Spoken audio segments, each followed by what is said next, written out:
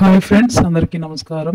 ఈరోజు వార్తాపత్రికలో వచ్చిన important volunteers గురించి మరెన్నో ఇంపార్టెంట్ న్యూస్ మీకోసం తీసుకురావడం జరిగింది. వీడియోని ఎక్కడ స్కిప్ చేయకుండా చివరి వరకు చూస్తేనే అర్థమవుతుంది. నిన్న విజయవాడలో వాలంటరీ న్యాయ పోరాటం జరిగిందా లేదా అనే దాని గురించి కూడా పూర్తిగా క్లారిటీ అనేది ఈ వీడియోలో ఇవ్వబడుతుంది. వీడియోని స్కిప్ చేయకుండా మన ఛానల్ని లైక్ చేయండి, సబ్స్క్రైబ్ చేసుకోండి. Thank you very much.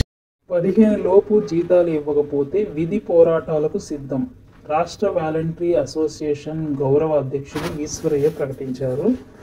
September 15వ తేదీన లోపు జీతాలు ఇవ్వకపోతే రోడ్లెక్కి ఉద్యమాలు చేయాల్సి వస్తుందని రాష్ట్ర వాలంటీర్ అసోసియేషన్ గౌరవ అధ్యక్షులు జి ఈశ్వరయ్య హెచ్చరించారు. విజయవాడ సిపిఐ కార్యాలయంలో శనివారం అనుబంధ సంస్థల నూతనంగా ఏర్పాటు చేసిన ఆంధ్రప్రదేశ్ వాలంటీర్ అసోసియేషన్ రాష్ట్ర కార్యవర్గ సమావేశం జరిగిందంట.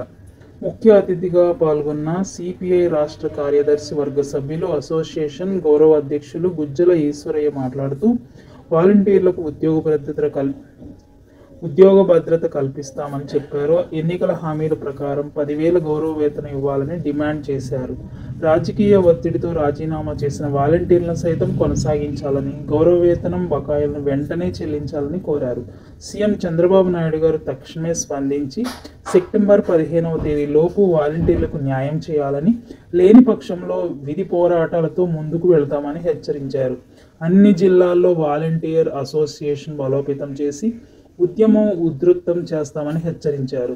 కార్యక్రమంలో అసోసియేషన్ అధ్యక్షులు, ప్రధాన కార్యదర్శులు మరెంతో మంది హాజరైనట్లుగా సమాచారం. కాబట్టి వాలంటీర్స్ అందరికీ న్యాయం జరగాలని మనస్ఫూర్తిగా కోరుకుంటున్నాను. ఈ వాలంటీర్ న్యూస్ మీ అందరికీ ఉపయోగకరంగా అనిపిస్తే మీరేమనుకుంటున్నారో కూడా కామెంట్ చేయండి. Thank you.